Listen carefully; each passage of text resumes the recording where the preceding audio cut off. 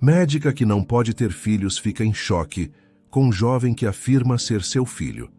Último chorinho da noite, doutora, prometo. A voz da enfermeira-chefe soou cansada, mas com uma ponta de alegria. Luana forçou um sorriso, o mais convincente que conseguiu reunir depois de 18 horas de plantão. É um menino ou uma menina? Perguntou, enquanto calçava um novo par de luvas.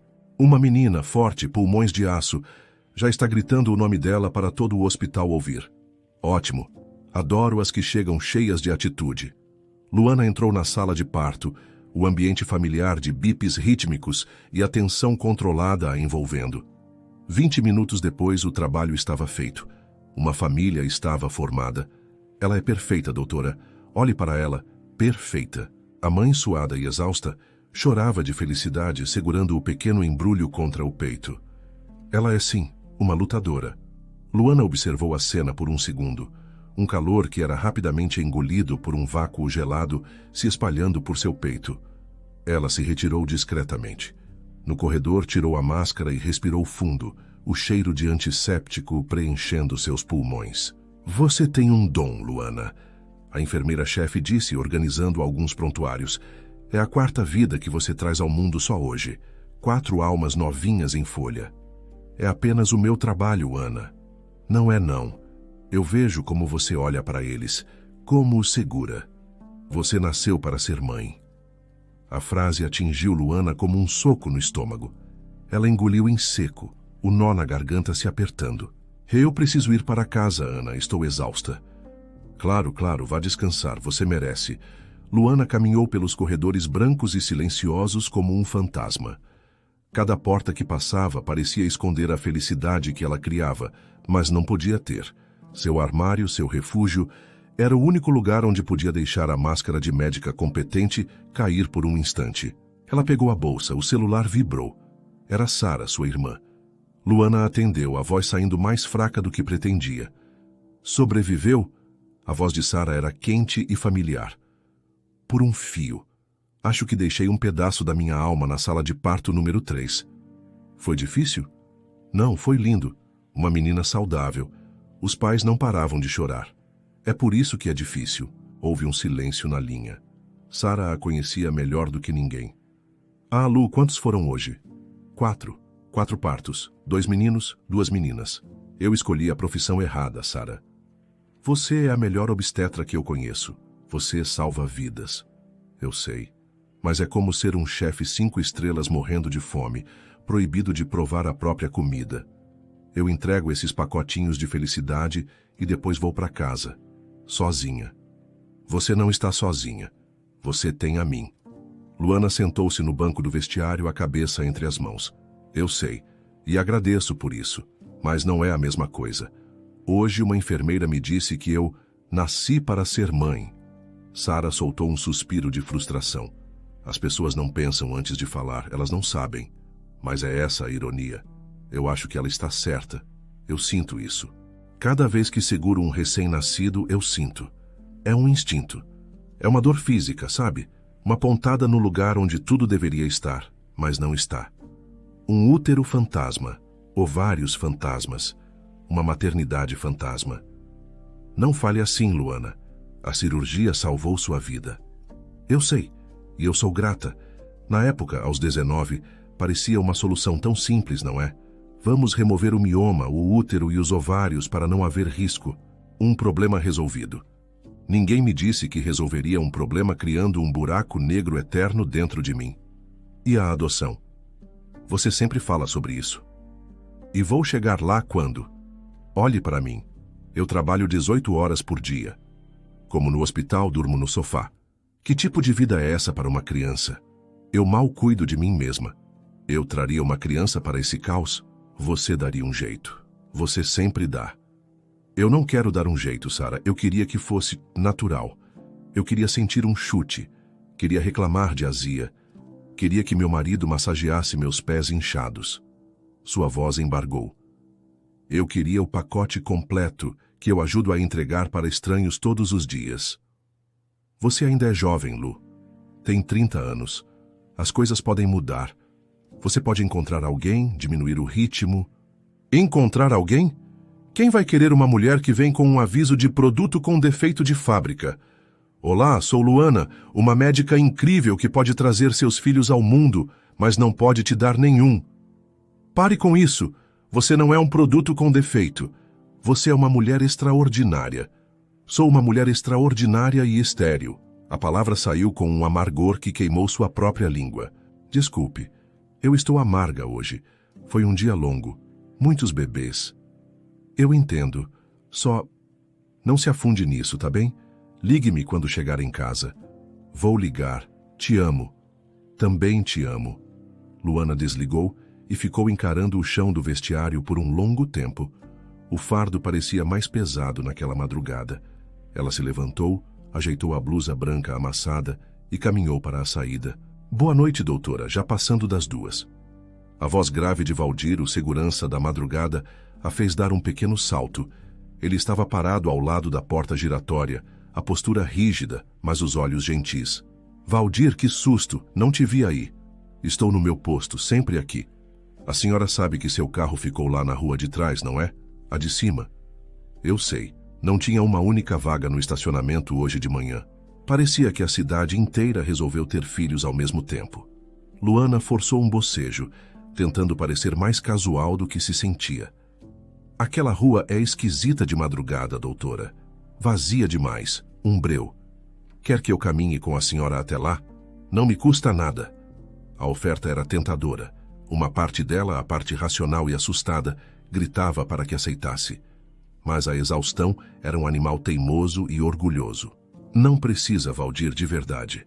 Agradeço muito, mas só quero chegar logo. Se eu demorar mais 1 minuto, sou capaz de dormir aqui mesmo, no hall de entrada. Ele franziu o senho, a preocupação vincando sua testa. Semana passada tentaram arrombar o carro de um dos enfermeiros. Lá mesmo. Eles só não levaram porque eu ouvi o alarme. O meu não tem nem alarme, então não vou ter esse problema. Ela brincou sem humor. Fique tranquilo. São 2 minutos de caminhada, vou correndo. Se a senhora insiste, ele disse a contragosto, mas se ouvir qualquer coisa, qualquer barulhinho, buzine bem alto. Eu escuto daqui e vou correndo. Combinado. Obrigada, Valdir. Tenha uma boa noite. A senhora também, doutora, e juízo. Assim que a porta giratória a depositou na umidade quente da noite, o silêncio a engoliu. O som dos grilos era alto, mas parecia apenas acentuar a ausência de qualquer outro ruído humano. A rua do hospital era bem iluminada, mas a viela onde deixou o carro era um túnel de escuridão, pontuado por 1 ou 2 postes de luz que piscavam, indecisos. Clic, clac, clic, clac. Seus saltos no asfalto soavam como tiros na quietude. Cada passo ecoava, parecendo alto demais, denunciando sua presença. Ela apressou o passo, a bolsa firmemente segura contra o corpo. Um arrepio percorreu sua nuca. Era a brisa ou era outra coisa? Ela parou de repente, prendendo a respiração. Silêncio. Nada. Apenas o zumbido distante de um ar-condicionado e o pulsar ritmado dos grilos. É só o cansaço, Luana, você está paranoica, disse para si mesma. Valdir colocou minhocas na sua cabeça. Ela recomeçou a andar, quase correndo agora. Avistou o carro, um vulto escuro no fim da rua, e um suspiro de alívio escapou de seus lábios. Parecia o oásis mais seguro do mundo. As chaves já estavam na sua mão, prontas. Ela destravou a porta, o som do clique ecoando como uma promessa de segurança. Deslizou para dentro do banco do motorista e bateu a porta com força. Trancou-a imediatamente. O claque da trava central foi o som mais reconfortante que ouvira em horas. Por um instante, ela ficou ali, imóvel, a cabeça encostada no volante, os olhos fechados. O cheiro familiar do interior do seu carro, uma mistura de aromatizante de baunilha e algo que lembrava vagamente café, a acalmou. Só mais 5 minutos, Lu, sussurrou para o carro vazio. 5 minutos e eu estou em casa, cama, silêncio, paz. Ela ergueu a cabeça, a mão indo em direção à ignição. Estava prestes a girar a chave, a acabar com aquele dia interminável. Truque. Um som oco e violento na traseira do carro a fez congelar. O metal vibrou com o impacto. Seu coração, que finalmente começava a desacelerar, disparou, batendo descontroladamente contra suas costelas como um pássaro preso. O que foi isso? Sua voz foi um fiapo de som. Seus olhos voaram para o retrovisor interno. Escuridão total. Nada. Olhou para os espelhos laterais, um de cada vez. As poças de luz amarelada dos postes distantes não revelavam nenhum movimento. Calma. Respira. A médica dentro dela assumiu o comando. Analise os fatos. Pode ter sido um galho grande que caiu, um animal, um coco que caiu de um coqueiro. Mas não havia coqueiros naquela rua, e o som fora pesado, intencional. Ela esperou, cada segundo se esticando em uma eternidade. O silêncio que se seguiu era pior que o barulho. Era um silêncio carregado de expectativa, de ameaça. Ela pensou em Valdir, pensou em buzinar. Mas e se não fosse nada? E se fosse alguém precisando de ajuda? Não. A violência do som não sugeria um pedido de ajuda. Decidiu que a melhor opção era sair dali, o mais rápido possível. Sua mão, trêmula, voltou para a chave na ignição.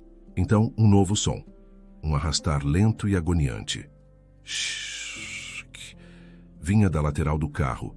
Um som de tecido grosso ou unhas sendo arrastadas contra a pintura. Movia-se da traseira em direção à sua porta. Devagar, deliberadamente. O pânico a paralisou. Ela não conseguia se mover. Não conseguia respirar. Seus olhos estavam grudados na janela do motorista, esperando, sabendo que algo estava para acontecer. O som parou bem ao seu lado. O silêncio voltou, mais pesado do que nunca. 1, 2, 3 segundos. De repente, uma forma se chocou contra o vidro. Um rosto. Mãos espalmadas contra a janela. Os dedos abertos. A batida foi surda, abafada pelo vidro, mas fez Luana gritar, um grito agudo e sem fôlego que morreu dentro do carro. Era o rosto de um homem sujo e indistinto na escuridão, e ele batia sem parar, os olhos fixos nos dela. O grito de Luana foi engolido pelo som do motor que ela, por puro instinto, ligou. O rugido do carro encheu o habitáculo, uma barreira de som contra o terror do lado de fora. O homem não se assustou. Seus olhos se arregalaram ainda mais. A boca se abriu em um O silencioso, e a batida em sua janela tornou-se mais frenética, mais desesperada. "Sai daqui! Me deixa em paz!" Ela gritou para o vidro, a voz trêmula de pavor. Uma das mãos dele continuava a golpear a janela, enquanto a outra se movia com uma urgência agoniante do peito para o pescoço, agarrando a própria garganta como se tentasse arrancar algo de dentro dela. "É um truque." A voz do pânico sibilou em sua mente. "Ele está fingindo, é uma distração." Ela não pensou duas vezes. A mão que não estava no volante engatou a marcha. O carro deu um solavanco para a frente. O pneu cantou no asfalto. Ela acelerou, sem olhar para o lado, apenas para a frente, para a mancha escura da rua que prometia a salvação. O som das batidas desapareceu, substituído pelo zumbido do motor e pelo martelar frenético de seu próprio coração.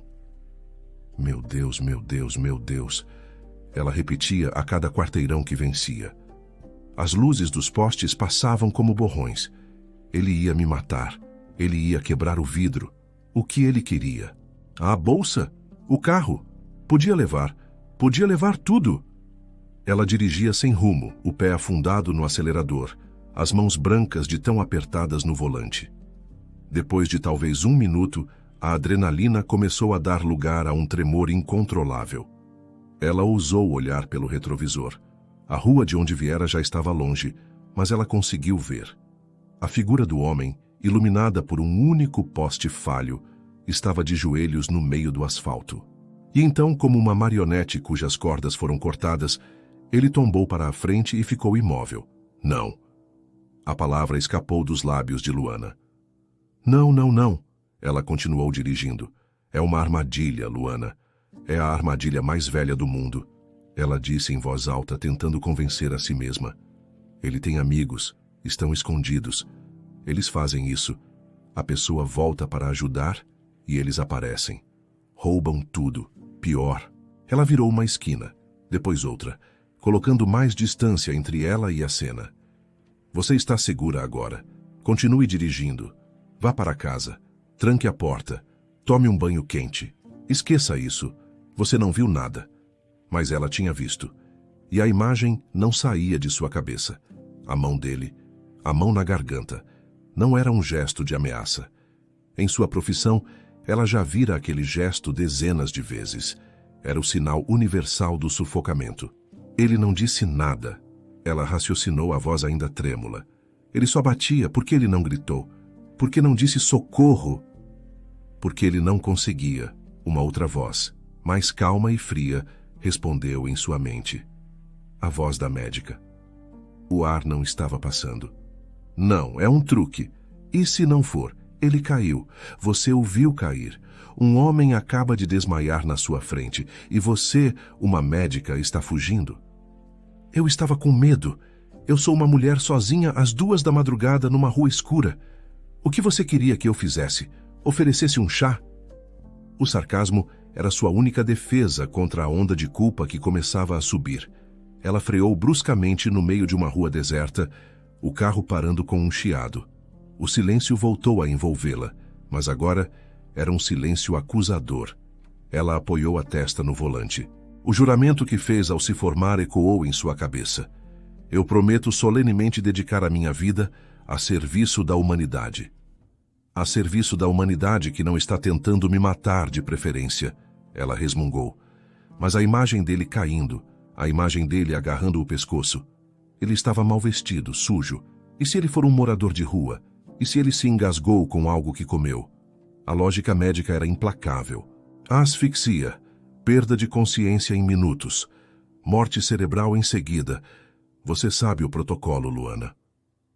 O medo ainda estava ali, um nó gelado em seu estômago, mas a consciência era mais forte. A ideia de que um homem poderia morrer a poucos quarteirões de distância porque ela estava com medo era insuportável. A ironia era cruel. Ela passava o dia inteiro lutando pela vida de bebês dentro da segurança de um hospital, mas fugia da chance de salvar uma vida na rua. E se fosse o meu pai? E se fosse qualquer pessoa? Eu conseguiria dormir hoje à noite? Eu conseguiria me olhar no espelho amanhã? Ela respirou fundo 1, 2, 3 vezes. A decisão se solidificou dentro dela, pesada e irrevogável. Que se dane o medo, disse ela para o carro vazio. Com um movimento rápido e decidido, ela girou o volante, fazendo um retorno cavado no meio da rua. O carro cantou pneus novamente, mas desta vez o som não era de fuga. Era de determinação. O medo não tinha ido embora. Ele estava no banco do carona, olhando para ela.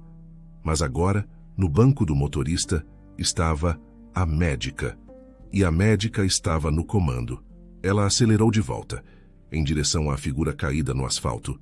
O coração ainda martelando, mas por um motivo completamente diferente. O carro de Luana rasgou a escuridão, os faróis altos varrendo a rua vazia, até encontrarem o que procuravam. Um corpo imóvel no meio do asfalto. Ela freou, parando a uma distância segura, mas posicionando o veículo para que a luz iluminasse a cena. O motor continuou ligado, um zumbido constante no silêncio da noite. Ok, Luana, vamos lá.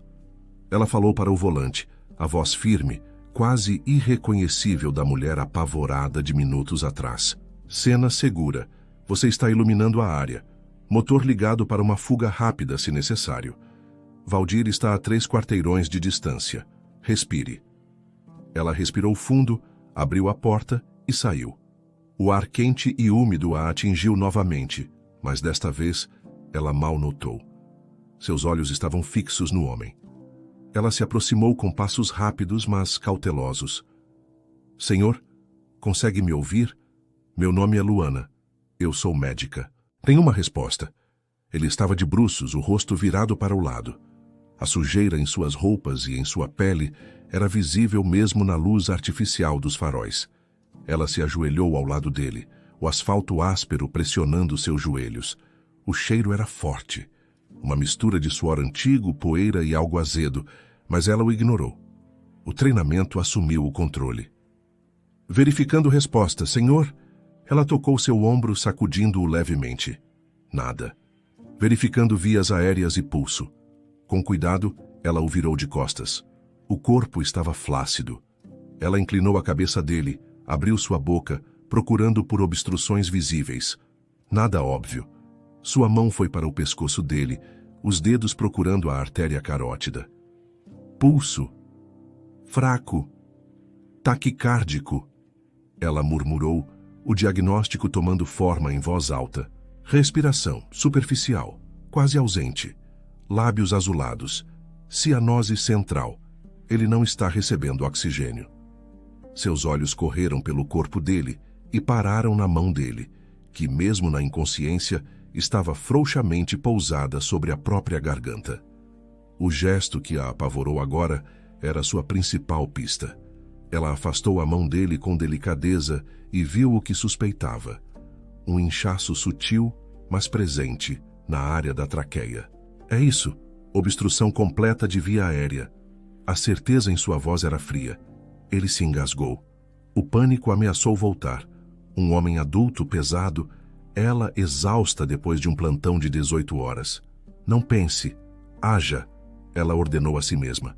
Você tem segundos. Manobra de Heimlich agora. Ela se posicionou atrás dele, tentando passar os braços em volta de seu torso para levantá-lo, mas ele era um peso morto. Droga, sozinha não dá. Plano B, compressões abdominais com ele deitado. Ela se ajoelhou sobre as pernas dele, de frente para sua cabeça, e posicionou a base de uma mão na área certa, logo acima do umbigo. Entrelaçou os dedos da outra mão por cima. Ok, vamos lá, com força. Ela jogou o peso do corpo para a frente, em um solavanco rápido e para cima. 1. O corpo dele se arqueou levemente. Nada. De novo! Ela empurrou. 2. Suor começou a brotar em sua testa. Seus braços já doíam pela exaustão acumulada. Vamos, sai daí, seja lá o que for. Ela gritou para ele, para o objeto, para o universo. 3. Um som borbulhante veio da garganta dele, mas nada saiu. Não desista, Luana, de novo. Sua própria respiração estava ofegante. O esforço era imenso. Ela não era uma paramédica do resgate, acostumada a carregar pessoas. Era uma obstetra. Seus músculos não estavam preparados para isso. 4. Vamos! Ela sentiu uma pequena vibração sob suas mãos. Está se movendo. Mais uma vez. Contudo, ela reuniu o que restava de sua força e deu um último e poderoso empurrão. 5. Com um espasmo violento, o corpo do homem se contraiu. Um som úmido, um engasgo gutural, e algo foi expelido de sua boca, voando em um pequeno arco e aterrissando no asfalto com um claque seco e agudo. Era um pedaço de osso. O homem desabou de volta no chão e, um segundo depois, seu corpo foi sacudido por uma inspiração massiva e barulhenta. Um som rouco e desesperado, como o de um afogado que finalmente encontra a superfície. O som foi seguido por uma crise de tosse violenta e profunda. Ele se virou de lado, cuspindo, o corpo tremendo enquanto seus pulmões lutavam para conseguir o ar que lhes fora negado. Luana escorregou para o lado, caindo sentada no asfalto ao lado dele, o corpo inteiro tremendo de esforço e alívio. Ela ficou ali, ofegante, apenas ouvindo o som da tosse dele. Era a música mais linda que já ouvira. Isso, ela conseguiu dizer, a voz rouca. Respire, só respire devagar. A tosse começou a diminuir, transformando-se em respirações profundas e irregulares. Ele abriu os olhos lentamente. Estavam turvos, cheios de confusão. Ele a encarou, sem entender onde estava ou quem ela era. Ele tocou a própria garganta, o local dolorido, e então olhou para o osso no chão e de volta para ela. A compreensão começou a surgir em seu rosto. Sua boca se abriu, e com a voz mais arranhada e fraca que Luana já ouvira, ele conseguiu formar uma única palavra. O obrigado. Um soluço de alívio escapou de Luana, misturado com uma risada trêmula. Ela colocou a mão no peito, sentindo o próprio coração finalmente começar a desacelerar. De nada. Ela ofegou. Você quase me matou de susto. O homem tentou se sentar, mas um gemido de dor o fez desistir. Ele levou a mão à garganta novamente, desta vez com mais cuidado. Não force, disse Luana, a voz da médica voltando com força total. Você machucou a garganta. O osso provavelmente causou lacerações.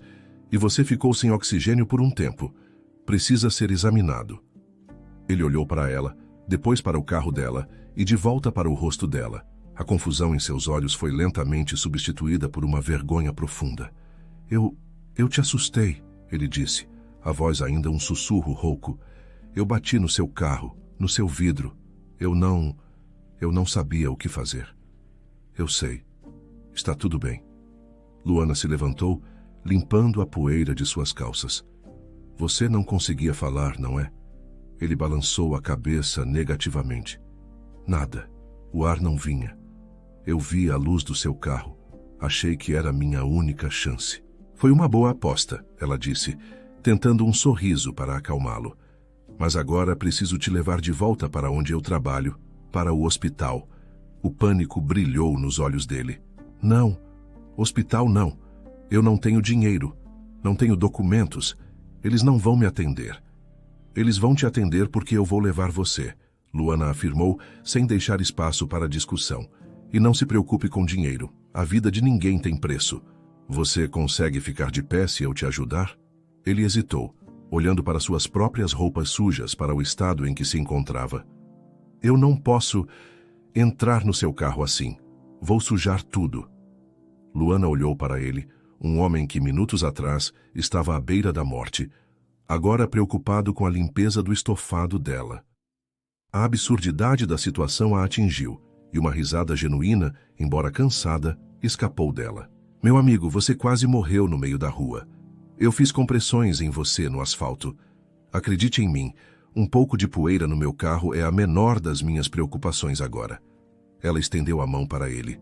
Vamos, eu te ajudo. Ele aceitou a mão dela, e com um esforço conjunto conseguiram colocá-lo de pé. Ele se apoiou pesadamente nela, o corpo ainda fraco. Juntos, caminharam lentamente até o carro. Ela abriu a porta do passageiro. Entre, devagar. Ele se acomodou no banco, o corpo tenso, como se tivesse medo de quebrar alguma coisa. Luana fechou a porta, deu a volta e sentou-se ao volante. O silêncio dentro do carro era denso. Obrigado, ele disse novamente, olhando para as próprias mãos. Você não precisava voltar. Precisava, ela respondeu, engatando a marcha e dirigindo de volta para o hospital. Eu sou médica. É o que eu faço. Mesmo depois de eu ter te assustado daquele jeito? O medo passou, ela mentiu. O tremor ainda estava em suas mãos. Vamos cuidar dessa garganta. Chegar de volta ao hospital com um homem naquelas condições foi uma cena e tanto. Valdir, o segurança, correu na direção do carro assim que ela parou na entrada da emergência. Doutora, meu Deus, o que aconteceu? Eu ouvi seu carro acelerando e fiquei preocupado. É uma longa história, Valdir. Me ajuda a pegá-lo. Ele se engasgou. Precisa de uma cadeira de rodas. Em segundos, a máquina eficiente da emergência entrou em ação. Valdir ajudou o homem a passar para a cadeira de rodas, enquanto uma enfermeira já se aproximava com uma prancheta. O que temos aqui, Luana? Perguntou a enfermeira. Obstrução de via aérea por corpo estranho, provavelmente um osso, resolvido no local com manobra de Heimlich. Paciente ficou inconsciente por um curto período. Sinais vitais instáveis, mas ele está consciente e respirando agora. Precisa de uma avaliação completa da garganta e exames de sangue. Eles o levaram para dentro. Luana poderia ter ido embora. Seu plantão havia acabado horas atrás. Ela salvara uma vida. Seu dever estava cumprido, mas ela não conseguiu.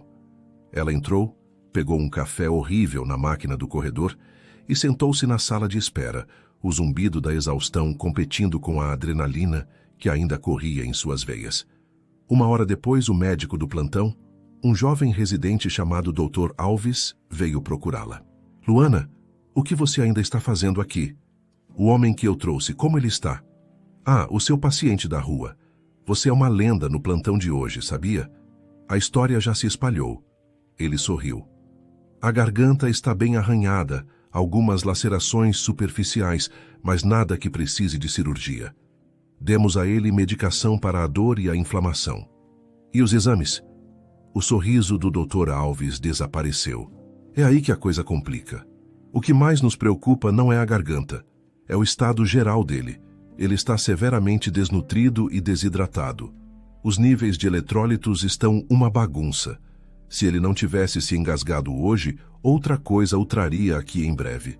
Ele vai ficar internado esta noite no soro. Precisamos estabilizá-lo. Luana sentiu um peso no peito. Não era apenas um acidente isolado. Era um reflexo de uma vida de dificuldades. Ele me disse que não tinha documentos nem dinheiro. Ela disse baixinho. Não se preocupe com isso. Nós damos um jeito. O importante é que ele está seguro agora. Graças a você. O Dr. Alves colocou a mão no ombro dela. Agora vá para casa, Luana. De verdade, você fez mais do que o suficiente. Salve algum heroísmo para amanhã. Ela assentiu, finalmente sentindo o peso do dia inteiro desabar sobre ela. Tudo bem, eu vou. Ela se levantou, o corpo doendo, e caminhou para fora do hospital pela segunda vez naquela noite. Desta vez, o sol começava a lançar seus primeiros raios tímidos no horizonte. Ela entrou no carro, dirigiu para casa em um estado de transe, e ao entrar em seu apartamento, não conseguiu nem chegar ao quarto. Ela caiu no sofá e adormeceu instantaneamente, antes mesmo de tirar os sapatos. Luana acordou no sofá com o som insistente de seu celular vibrando na mesinha de centro. O sol já invadia a sala. Ela se sentou, o corpo todo dolorido, a noite anterior voltando em flashes confusos e aterrorizantes. Era Sara. Até que, enfim, eu te liguei umas 10 vezes. Você não atendeu quando chegou em casa. A voz de Sara era uma mistura de alívio e pânico. Eu cheguei e desmaiei no sofá. Luana respondeu, a voz pastosa de sono. O Dr. Alves me ligou. Ele me contou. Ele achou que você ia querer saber do paciente. Como ele está? Luana perguntou, subitamente mais desperta. Estável, mas não foi por isso que ele ligou. Ele me contou o que você fez. Luana, você enlouqueceu, você voltou sozinha. E se ele estivesse armado?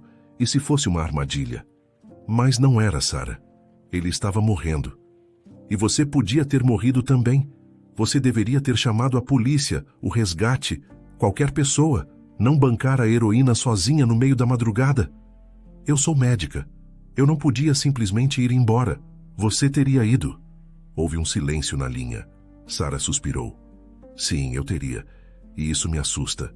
Só, se cuida, por favor. Eu só tenho você. Eu me cuido. Agora preciso desligar. Tenho coisas para fazer. Depois do banho, Luana se sentiu um pouco mais humana.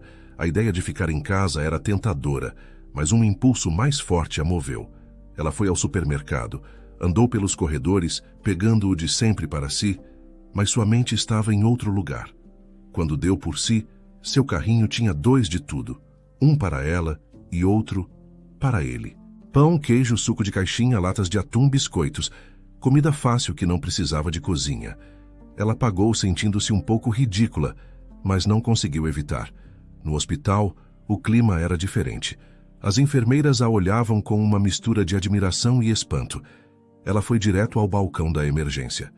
Bom dia, eu queria saber do paciente que trouxe de madrugada, o que não tinha identificação. A senhora deu sorte, doutora, disse a recepcionista. O Dr. Alves deu alta para ele há pouco. Ele já deve estar de saída.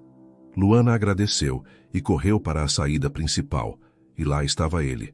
Parecia diferente sob a luz do dia. O banho do hospital o deixara mais limpo. Mas suas roupas ainda eram as mesmas, gastas e um pouco grandes demais. Ele parecia perdido, parado perto da porta. Ei! Ela chamou, aproximando-se. Ele se virou e um olhar de surpresa e constrangimento tomou conta de seu rosto. Doutora, o que faz aqui? Vim ver como você estava, e meu nome é Luana. Eu estou bem. A garganta dói, mas estou bem. Ele gesticulou para si mesmo. A propósito, meu nome é Pierre. Prazer, Pierre. Ficaram em um silêncio desconfortável por um momento. Eu queria que você soubesse, ele começou a voz baixa. Eu não sou um morador de rua. Não que isso importe, mas eu perdi meu emprego numa construtora. Minha esposa me deixou. O aluguel venceu. Foi uma coisa atrás da outra. Eu não sou daqui. Não tenho família por perto. O dinheiro acabou. Ele olhou para o chão. Eu estava com fome. Achei umas sobras que um restaurante jogou fora. Tinha um osso de galinha. Eu comi rápido demais. Foi estupidez. Não foi estupidez, Pierre, Luana disse, a voz suave. Foi desespero. Qualquer um poderia passar por isso. Você não, ele disse, olhando para ela. Você salva as pessoas. Às vezes, ela ergueu as 2 sacolas de compras que carregava. Isto é para você. Os olhos dele se arregalaram. O quê? Não, de jeito nenhum. Eu não posso aceitar. Você salvou minha vida. Eu nunca poderei te pagar. Considere um adiantamento, ela insistiu, empurrando as sacolas para as mãos dele. Para você não se engasgar de novo. Coma devagar, por favor. Agora estamos quites pelo susto que você me deu. Ele olhou para as sacolas, depois para ela, os olhos marejados. Eu não sei o que dizer. Não diga nada, apenas se cuide. Ela deu um passo para trás. Fique bem, Pierre. Você também, Luana. Obrigado. Por tudo. Ela se virou e foi embora, sem olhar para trás. 3 meses se passaram. A vida de Luana voltou ao seu ritmo frenético e exaustivo. A noite do salvamento se tornou uma memória distante, quase surreal. Ela nunca mais viu ou ouviu falar de Pierre. Era outra madrugada, 3 da manhã. O hospital estava finalmente silencioso. Desta vez, ela não estacionara na rua escura. Aprendera a lição. Seu carro estava no estacionamento dos fundos, uma área mais segura, mas que exigia uma pequena caminhada por um corredor externo mal iluminado. Ela estava a poucos metros do carro, procurando as chaves na bolsa, quando as sombras se moveram. Não foi um susto como da outra vez, foi uma emboscada. 3 vultos saíram de trás de uma grande caçamba de lixo, bloqueando seu caminho. Boa noite, doutora, disse um deles, a voz cheia de uma zombaria ameaçadora. O hálito de álcool chegou até ela. A gente vê você saindo todo dia, disse o segundo, um homem magro com um boné virado para trás. Sempre com pressa. Então vamos facilitar para você, disse o terceiro, o maior deles, dando um passo à frente. Passa a bolsa, o celular e a chave do carro. Sem gritar e sem gracinha. Luana congelou. O sangue gelou em suas veias. Eram 3. Não havia como reagir. Não havia para onde correr. O medo era diferente desta vez. Não era o pânico de uma ameaça desconhecida. Era a certeza fria e absoluta da violência iminente. Ela ergueu as mãos lentamente, a bolsa escorregando de seu ombro. E anda logo, o líder rosnou, que a gente não tem a noite toda. Está surda, doutora? O líder dos assaltantes rosnou, dando mais um passo. Ele estendeu a mão. A bolsa e a chave. Agora! O medo paralisou Luana. Sua garganta se fechou, impedindo qualquer som de sair. Ela começou a deslizar a alça da bolsa de seu ombro, as mãos tremendo tanto que mal conseguia controlar o movimento. Era isso. Estava acontecendo. Foi quando um grito cortou o ar tenso da madrugada. Deixem ela em paz. Todos se viraram. Da sombra, uma figura emergiu correndo em direção a eles. Era uma silhueta familiar, mas movia-se com uma força e uma determinação que Luana não reconheceu de imediato. Era Pierre. Os 3 assaltantes riram. E quem é você, o namorado dela? Zombou o mais magro. Cai fora, mendigo, se não quiser se machucar de verdade, disse o terceiro. Pierre não diminuiu a velocidade. Seus olhos estavam fixos não nos homens, mas em Luana. Havia um fogo neles. Corre, Luana! Vai embora! Ele gritou. Mas ela estava fincada no chão, petrificada. A visão de Pierre, o homem frágil a quem ela dera um saco de comida, correndo para enfrentar 3 bandidos por ela, era surreal demais. Pierre não hesitou. Ele se chocou contra o maior dos homens, usando o peso do próprio corpo para derrubá-lo. Foi um ato de puro desespero, não de técnica. Por um segundo criou o caos. Pega ele! Gritou um dos ladrões. Luana finalmente encontrou sua voz, mas não foi para pedir ajuda. Foi um grito agudo, primal, cheio de terror, não por si mesma, mas por ele. Ela viu quando os outros 2 se viraram para Pierre, que agora lutava no chão com o primeiro. A vantagem numérica era esmagadora. Socos eram desferidos, gemidos de dor. Mendigo atrevido, vai aprender a não se meter! O grito de Luana, no entanto, rasgou o silêncio da noite. Foi alto o suficiente para ecoar pelo complexo hospitalar. De repente, um par de faróis varreu o corredor, vindo da rua. Um carro que passava virou bruscamente, atraído pelo barulho. Droga, sujou, disse o ladrão magro. A gente foi visto. Vamos embora, larga ele. O líder de pé deu um último chute violento nas costelas de Pierre, que estava caído no chão. Então os três correram, desaparecendo nas sombras tão rápido quanto surgiram. O carro parou e algumas pessoas desceram, gritando: Ei, vocês estão bem? Mas Luana mal os ouviu. Ela correu para Pierre. Ele estava encolhido no chão, tossindo, tentando respirar. Pierre, fala comigo. Ela se ajoelhou, o pânico tomando conta dela. Havia sangue no canto de sua boca. Meu Deus, o que eles fizeram com você? Ele abriu os olhos, o fogo de antes substituído por uma névoa de dor. Ele focou o rosto dela. Você, tá bem? Ele ofegou. Eu estou bem. Você não está. Lágrimas de raiva e medo escorriam pelo rosto dela. Você não devia ter feito isso. Por quê? A gente estava quite. Ele conseguiu dizer com um sorriso ensanguentado.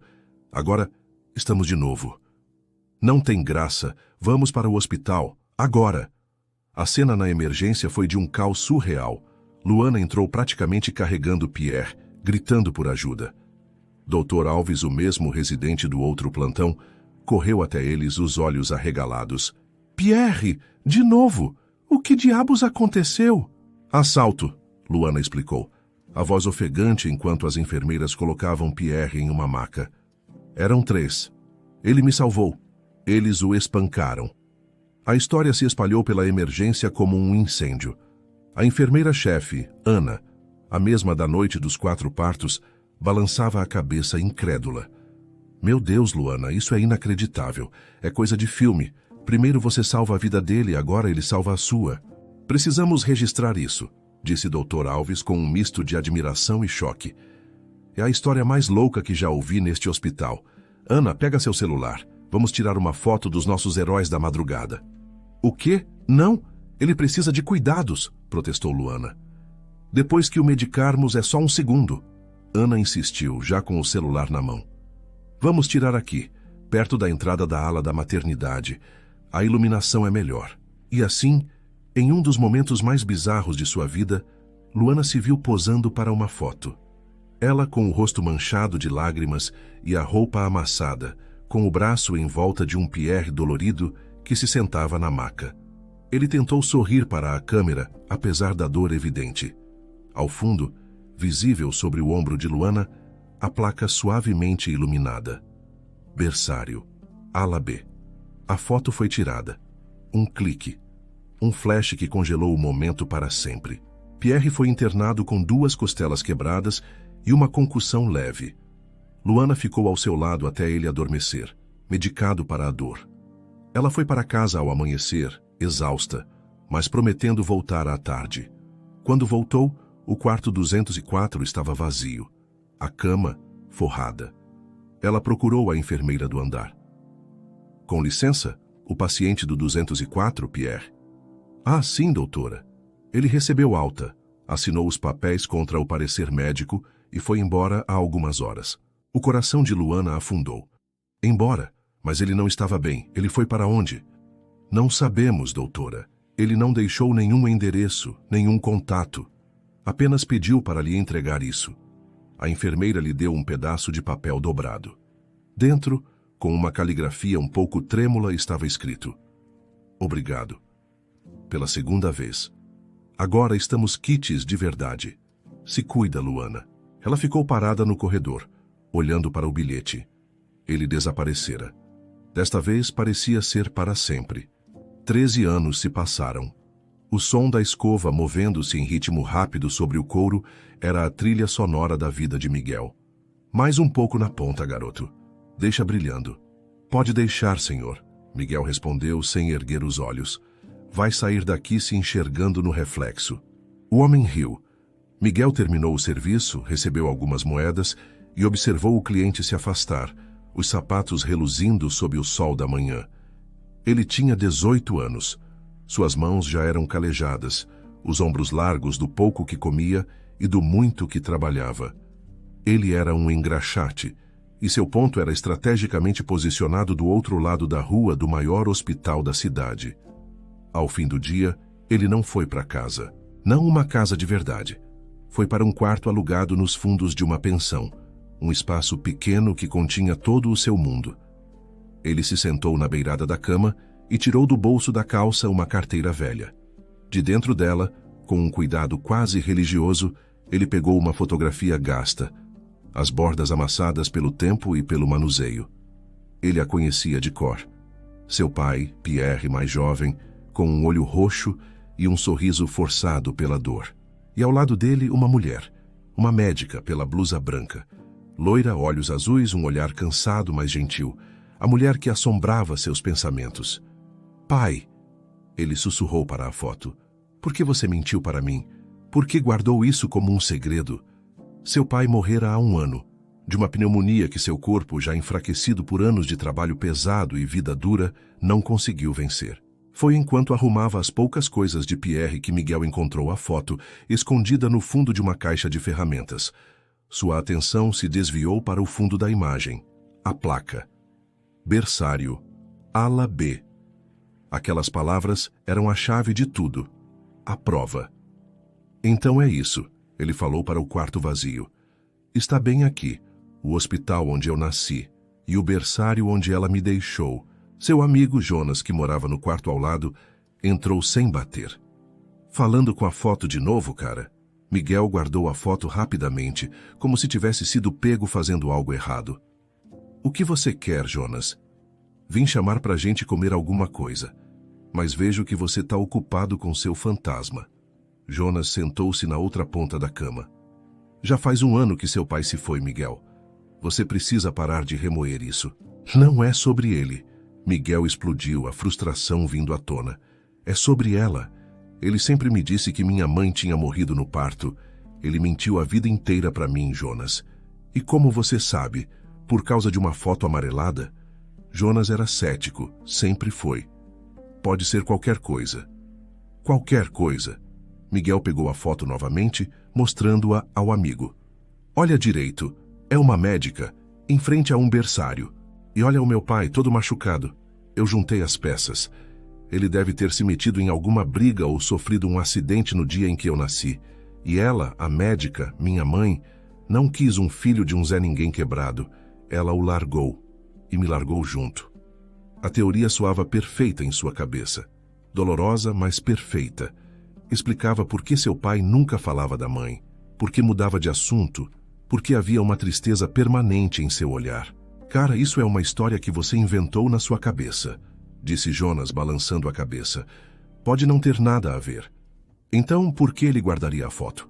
Por que, Jonas? Miguel se levantou, andando de um lado para o outro no quarto apertado. Eu passo todos os dias em frente àquele hospital. Todos os dias. Eu fico olhando para aquela entrada, para os médicos e enfermeiras que entram e saem. E o que você espera? Que ela apareça magicamente na sua frente? Eu espero criar coragem. Coragem para entrar lá e perguntar por ela. Doutora Luana, o nome dela estava escrito no verso da foto. Tão fraco que quase não dá para ler, mas está lá. E o que você vai fazer se a encontrar? Vai chegar e dizer: Oi, sou o filho que você abandonou há 18 anos? As palavras de Jonas o atingiram. Ele não sabia. Eu não sei, admitiu Miguel a voz baixa. Eu preciso olhar nos olhos dela. Eu preciso entender. Por quê? Eu não era bom o suficiente? O que eu fiz de errado para ela não me querer? A dor em sua voz era palpável. Você não fez nada de errado, Miguel. A vida do seu pai foi dura. Talvez ele só estivesse tentando te proteger de algo. Me proteger me contando uma mentira? Miguel sentou-se novamente, o rosto entre as mãos. Eu tenho o direito de saber de onde eu vim. Eu não sou só o filho do Pierre, o faz tudo. Eu sou filho de alguém. Dela. E eu quero que ela saiba que eu sobrevivi. Que o filho que ela jogou fora não morreu de fome. Ele dobrou a foto com cuidado e a guardou de volta na carteira. Um novo brilho de determinação endureceu seu olhar. A dor estava se transformando em um propósito. Chega de esperar e de imaginar, ele disse, mais para si mesmo do que para Jonas. Amanhã, eu não vou só olhar. Eu vou descobrir tudo sobre você. Mãe. Eu não posso simplesmente entrar lá, Jonas. Eles vão me chutar para fora em um segundo. Miguel gesticulava, a energia nervosa o impedindo de ficar parado. Preciso de um plano. Preciso saber onde ela mora. Isso passou de busca pelas raízes para perseguição bem rápido, você não acha? Jonas respondeu encostado na parede do beco, onde Miguel guardava seu material de engraxate. Isso é loucura e provavelmente é crime. Não vou fazer mal a ela. Eu não sou um criminoso, Miguel disse, a voz cheia de frustração. Eu só quero ver como ela vive. A vida que ela construiu depois de me deixar para trás. A vida que ela escolheu sem mim. Você me ajuda ou vai ficar aí me julgando? Jonas suspirou, esfregando o rosto. Ele conhecia aquela teimosia. Era a mesma do velho Pierre. Tá bom, eu ajudo. Mas se a gente for preso, vou dizer que a culpa é toda sua. Combinado, Miguel disse com um meio sorriso, o primeiro em dias. Naquela tarde eles não foram para casa. Ficaram de vigia, escondidos atrás de um ponto de ônibus. Horas se passaram. Cada vez que uma mulher loira saía, o coração de Miguel disparava. É ela? Ele perguntava a cada 10 minutos. Não, cara. Aquela tem uns 60 anos, Jonas respondia entediado. Se acalma. Você vai ter um troço antes de ela aparecer. Finalmente, perto das 7 da noite, ela saiu. 13 anos haviam se passado, mas ela era inconfundível. Os cabelos loiros estavam um pouco mais curtos. Havia linhas finas de cansaço ao redor dos olhos, mas era ela, a mulher da foto. É ela, Miguel sussurrou, a voz embargada. É ela, Jonas. Ok, detetive. Ela está entrando no carro. Vamos lá. Jonas ligou sua moto velha e barulhenta. Tenta não parecer um assassino de aluguel quando a gente for atrás dela, tá? Eles a seguiram, mantendo uma distância segura. O coração de Miguel batia na garganta. Ele estava tão perto da mulher que dominava seus pensamentos.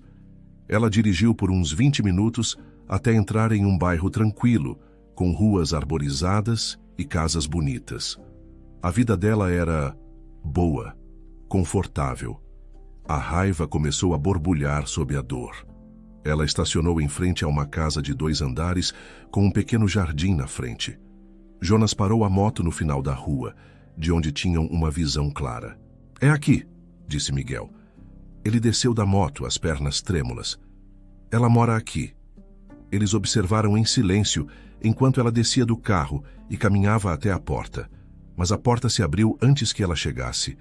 Uma menina pequena, de uns 6 anos, correu para fora. Tia Luana! A menina gritou, abraçando as pernas de Luana.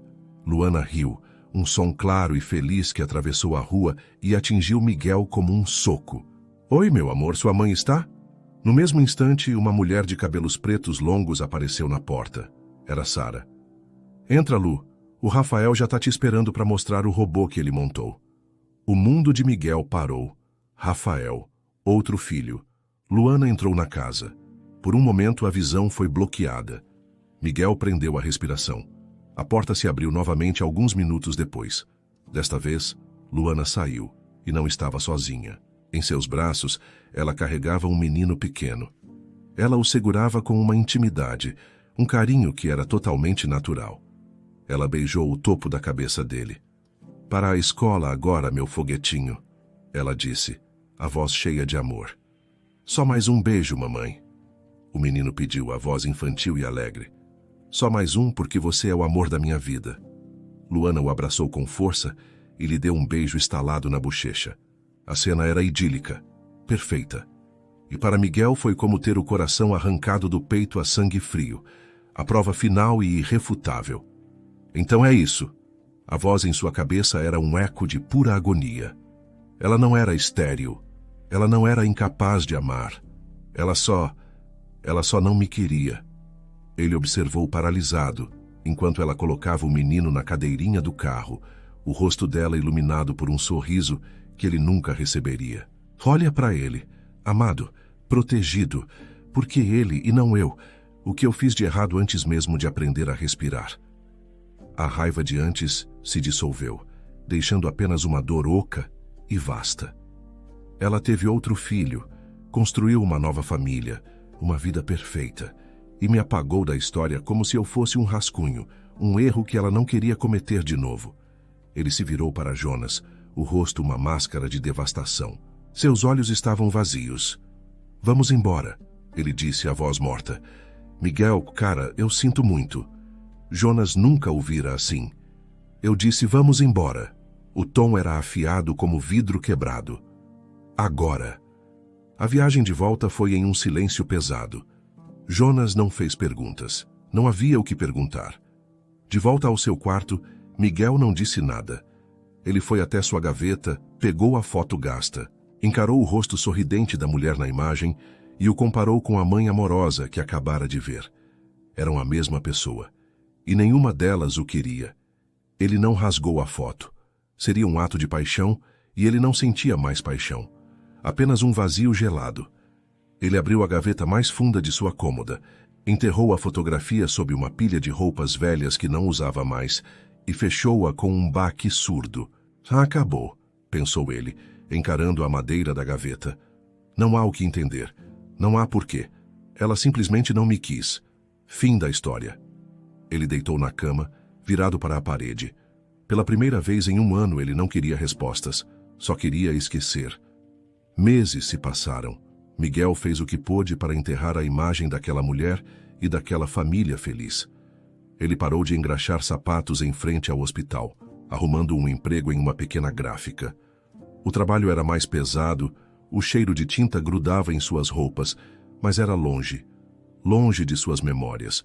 O destino, no entanto, tem um senso de humor cruel. A gráfica ficava a apenas alguns quarteirões da casa de Luana. Ele não sabia disso quando aceitou o emprego, e quando descobriu já era tarde demais. Ele simplesmente mudou seu caminho, fazendo um desvio mais longo para evitar passar pela rua dela. Até aquela noite. Nenhum ônibus vai passar hoje, pessoal, o chefe da gráfica anunciou no fim do expediente. A greve geral começou mais cedo. Ou vocês racham um táxi ou vão a pé. Miguel não tinha dinheiro para táxi. A caminhada até sua pensão levaria mais de 1 hora. Mas não havia outra opção. Exausto, ele começou a longa jornada. E claro, o caminho mais curto o levaria direto pela rua dela. É só uma rua, ele disse a si mesmo.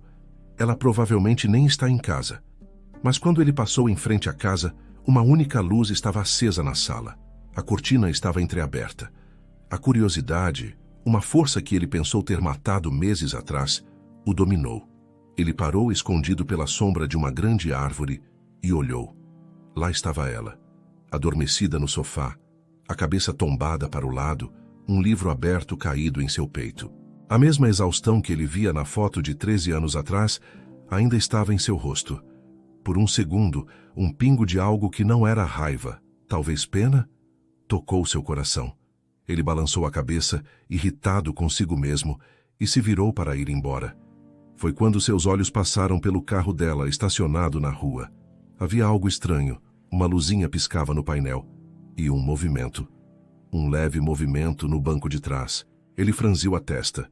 Chegou mais perto, o coração começando a acelerar. Olhou pela janela traseira e o que viu fez seu sangue gelar. Um bebê. Uma criança pequena, presa na cadeirinha. Seus olhos estavam fechados, o rostinho vermelho, o peito subindo e descendo com dificuldade. Era o mesmo menino que ele vira meses atrás. Rafael. Não pode ser. Ele sussurrou. Ela não faria isso. Ela não o esqueceria aqui. Mas a casa estava silenciosa. Luana dormia profundamente no sofá. O menino no carro estava quieto demais. Quieto de uma forma aterrorizante. O pânico, um sentimento que ele conhecia bem, tomou conta dele. Ele não pensou. Ele correu. Bateu na porta da frente com os 2 punhos com toda a força que tinha. Acorda! Abre a porta! Nenhuma resposta. Abre a essa porta, droga! Ele gritou, o desespero em sua voz. Finalmente a luz do andar de cima se acendeu. Passos apressados. A porta se abriu e Luana apareceu, os olhos inchados de sono, o rosto uma máscara de confusão e medo. Quem é você? O que você quer? Ela não o reconheceu. Ele era apenas um estranho, um homem mal vestido gritando em sua porta no meio da noite. Mas ele a reconheceu. E no meio do pânico, a palavra que ele ensaiara em sua mente por um ano inteiro escapou de seus lábios. Mãe, O rosto de Luana se contorceu em total perplexidade. O quê? Seu filho, ele gritou apontando para o carro. Tem uma criança presa dentro do seu carro. A confusão no rosto de Luana se transformou em puro horror quando ela entendeu as palavras dele. Um grito de agonia escapou dela. Ela não fez perguntas. Correu para o carro arrancando as chaves da bolsa que estava pendurada na maçaneta. Miguel correu atrás dela. Ela destrancou o carro e abriu a porta traseira. Rafael estava mole, a pele com um tom azulado. Ele não está respirando direito! Luana gritou, o pânico transformando-a na médica que era. Ela o tirou da cadeirinha, deitou-o na calçada sob a luz do poste e começou os procedimentos de primeiros socorros. Exaustão. Eu cheguei, apaguei no sofá. Como eu pude? Como? Ela soluçava enquanto trabalhava. Miguel apenas observava paralisado, enquanto ela salvava a vida do menino. A vida que ele, o filho rejeitado, a ajudou a salvar. A ironia era esmagadora. Minutos depois, que pareceram uma eternidade, Rafael tossiu e começou a chorar. Um choro fraco, mas vivo. Luana o abraçou contra o peito, chorando incontrolavelmente.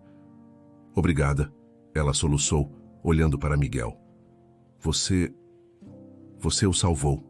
No hospital, a cena era de um caos controlado. Rafael estava estável, dormindo em um berço na pediatria, recebendo oxigênio por precaução. Luana, pálida e trêmula, estava sentada em um banco no corredor. Miguel estava de pé, a alguns metros de distância, sem saber o que fazer ou dizer. Eu não sei como te agradecer, ela disse a voz rouca, se você não tivesse passado... Por que você me abandonou? A pergunta saiu, direta, sem rodeios. A dor de 18 anos condensada em 5 palavras. Luana o encarou, a confusão voltando ao seu rosto. Do que você está falando? Eu nem te conheço. O coração de Miguel se quebrou de novo. Você não me conhece? Você não se lembra? Ele tirou a carteira do bolso. A foto que ele jurou nunca mais olhar estava lá. Ele a pegou com os dedos trêmulos e a estendeu para ela. Isso refresca sua memória? Luana pegou a foto. Seus olhos se arregalaram. Um suspiro escapou de seus lábios. Ela olhou da foto para o rosto de Miguel e de volta para a foto. Um sorriso triste e incrédulo tocou seus lábios. Meu Deus, ela sussurrou. Você é o filho do Pierre. Então você se lembra dele, Miguel disse, a voz cheia de amargura. O homem que você largou no dia em que eu nasci. Luana riu. Não uma risada de alegria, mas de pura e inacreditável ironia. As lágrimas brotaram em seus olhos novamente. Largar ele, no dia em que você nasceu. Ela balançou a cabeça. Não foi nada disso.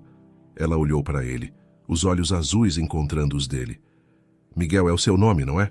Pierre falava de você. Eu não sou sua mãe. Não minta para mim, ele explodiu. A foto, o berçário. A foto foi tirada na noite em que seu pai salvou a minha vida, ela explicou, a voz calma e firme. E o berçário era apenas o fundo. Uma coincidência terrível. Ela respirou fundo e então disse as palavras que mudariam o mundo dele para sempre. Eu não posso ser sua mãe, Miguel, eu sou estéril. Eu não posso ter filhos. Rafael, o menino que você salvou, ele é adotado.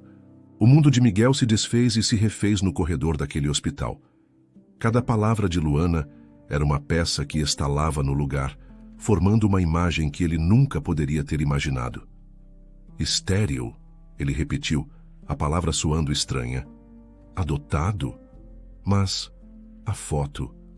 Meu pai... Seu pai foi um herói, Miguel, Luana disse, a voz suave, mas firme, cortando a névoa de confusão dele. Ele me salvou de 3 assaltantes. Eu o levei para o hospital.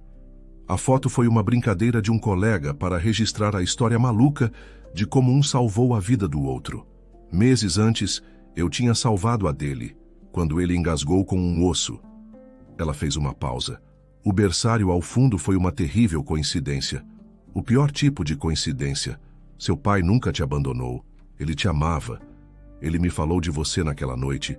Disse que tinha um filho pequeno esperando por ele.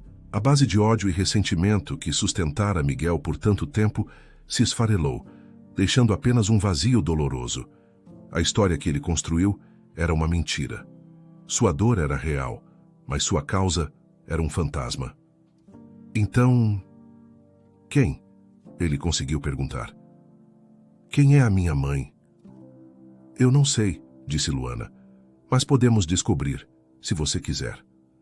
No dia seguinte, usando sua posição no hospital, Luana conseguiu acesso aos registros antigos. Em um livro grande e empoeirado, eles encontraram a data de nascimento de Miguel, o nome de Pierre como pai e, em uma caligrafia quase ilegível, o nome da mãe biológica, junto com o endereço da época. O encontro foi em uma cafeteria barulhenta no centro da cidade. A mulher, Célia, olhou para Miguel com olhos que não demonstravam nada, nem surpresa, nem alegria, nem culpa, apenas um desconforto vago. Meu nome é Miguel, ele começou, o coração martelando. Eu nasci há 18 anos, no Hospital Central. Ela mexeu o açúcar em seu café. Eu era muito jovem, ela disse, sem olhá-lo nos olhos. Não tinha como te criar. Seu pai, o Pierre, prometeu que cuidaria de você. Foi a melhor coisa a se fazer na época. O melhor? A voz de Miguel saiu trêmula. Você nunca se perguntou sobre mim? Se eu estava bem? Ela finalmente o olhou e seu olhar era frio. Olha, garoto, eu refiz a minha vida, tenho um marido, outros filhos. Isso foi há muito tempo. É melhor deixar o passado onde ele está. E foi só isso. Sem um abraço, sem uma lágrima, sem uma pergunta sobre a vida dele. Apenas um ponto final. Miguel saiu da cafeteria e andou sem rumo até encontrar Luana, que o esperava sentada em um banco de praça. Ele não precisou dizer uma palavra. Ela viu em seu rosto. Ele se sentou ao lado dela e o dique se rompeu. Ele desabou. Chorou pela mentira que viveu, pelo pai que perdeu, pela rejeição fria que acabara de sofrer. Ele chorou nos braços da mulher que ele odiou por 1 ano, e ela o segurou como se ele fosse seu. Ela não me queria, ele soluçou contra o ombro dela. Ninguém nunca me quis. Isso é a maior mentira de todas, Luana disse afagando seus cabelos.